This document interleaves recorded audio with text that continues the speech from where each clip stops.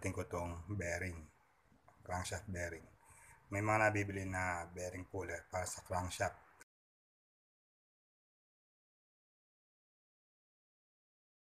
Kaya lang, dahil isang beses ko lang naman itong gagawin, ayokong gumasta para dun sa isang gamit na isang beses ko lang magagamit.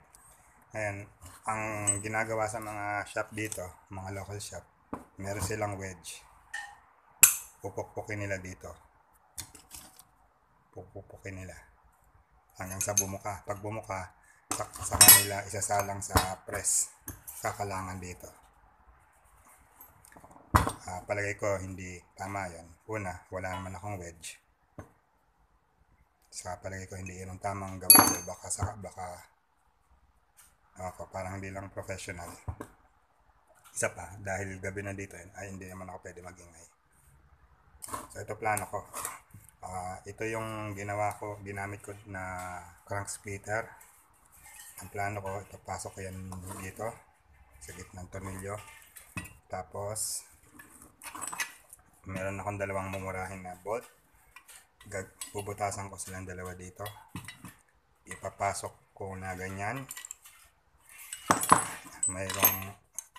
Mayroong nut. Saka ko i-welding to. Pag naka-welding na to, pipihitin ko yung nut hanggang sa mabunot yung bearing. Ngayon, syempre, masisira na yung bearing dahil weldingan dito. Pero, okay lang kasi talaga naman papalitan ko na yung bearing na yan. So, ganun ang plano.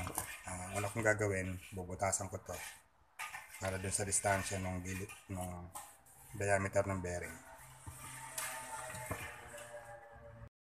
Okay, so ito, nabutasan ko na yung distansya nito, sakto dun sa gilid ng dalawang bearing. So ganyan, papasok natin yan dito sa gitna. Papasok natin dalawang tornilyo.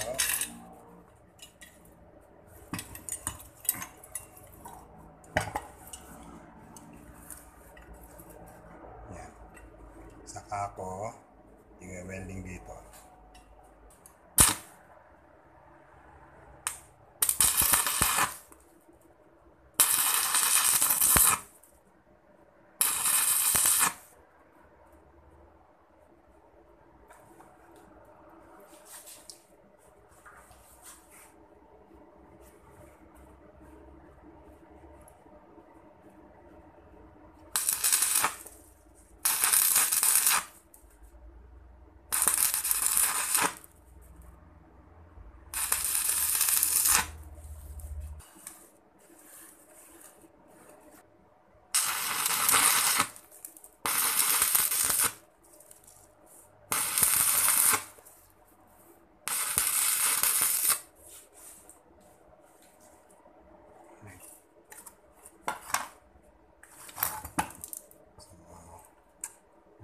Siya ganun ka-diretso.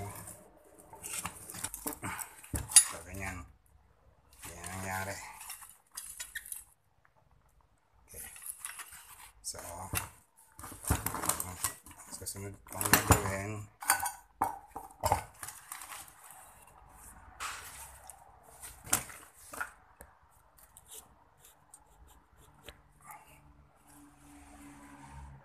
susubukan niya ipihitin yung dalawang tornilyo.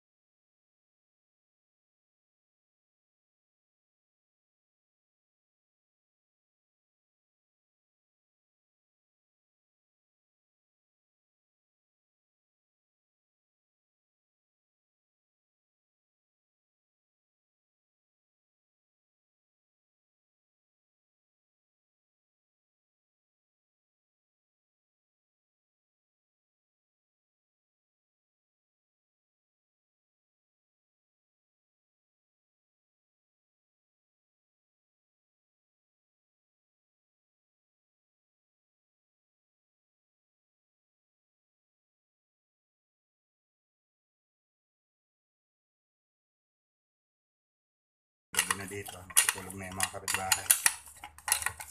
Ang oras ko lang na gawin yung habit na to paggabi na, pagtulog na. Yun.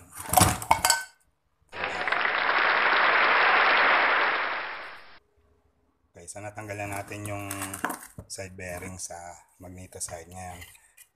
Mapapansin nyo, mayroong sugat yung shaft. Ito. Saka ito. Ito hindi ganong halata, pero ito malaki. Yan. Yung sugat na yung shaft na yan, galing yan sa mga dating huling katanggal, gumagamit sila ng bakal, wedge. Pinupukpok nila dito. Okay. Ngayon dito, so hindi ko pa nawe-welding, pero pakikita ko lang sa inyo yung ni-review ko kasi yung video. Napansin ko kung saan bumaluktot yung, hindi kasi parallel yung isang tornilyo, bumaluktot So ang ginawa kong improvement ngayon, nagdagdag pa ako ng isang nut dito para kahit paano siguradong parallel sila, para pag wine-welding hindi na kikilos.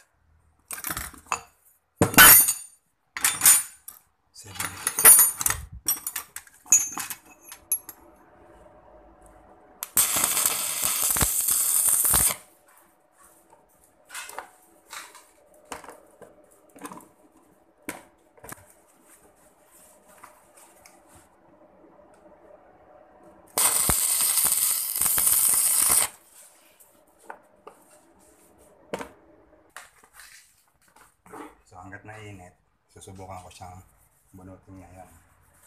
Kasi habang mainit, nag-expand pa yung metal ng bearing.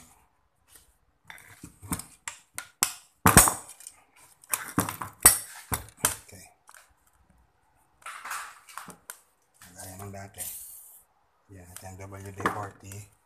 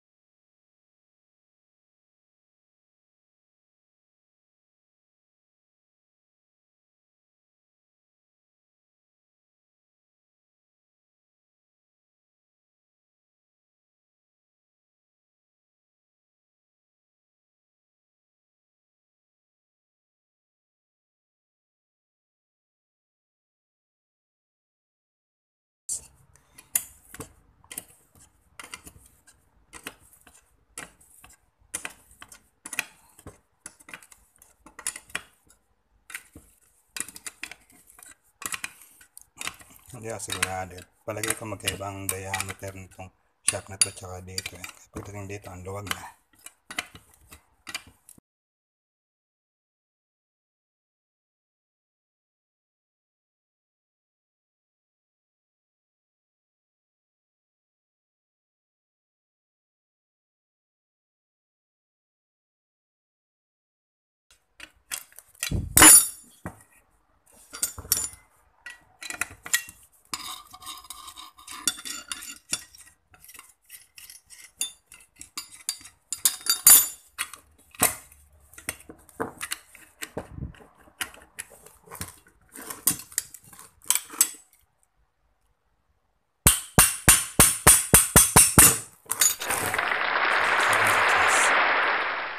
Ito na yung bearing.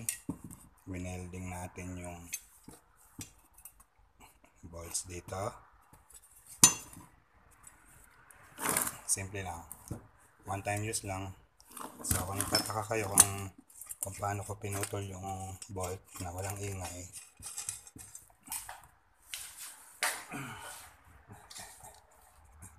gumamit akong bolt cutter. Ito yung kanina. Ginamitan ko ng bolt cutter. Mga dating nag-install nito. Yan. Makikita pa yung mga sugat. Galing doon sa paraan ng pagtanggal nila dati. Ito. Tapos yun sa kalansip yung mga tama na to. Ito. Yan. Yung mga tama na yan.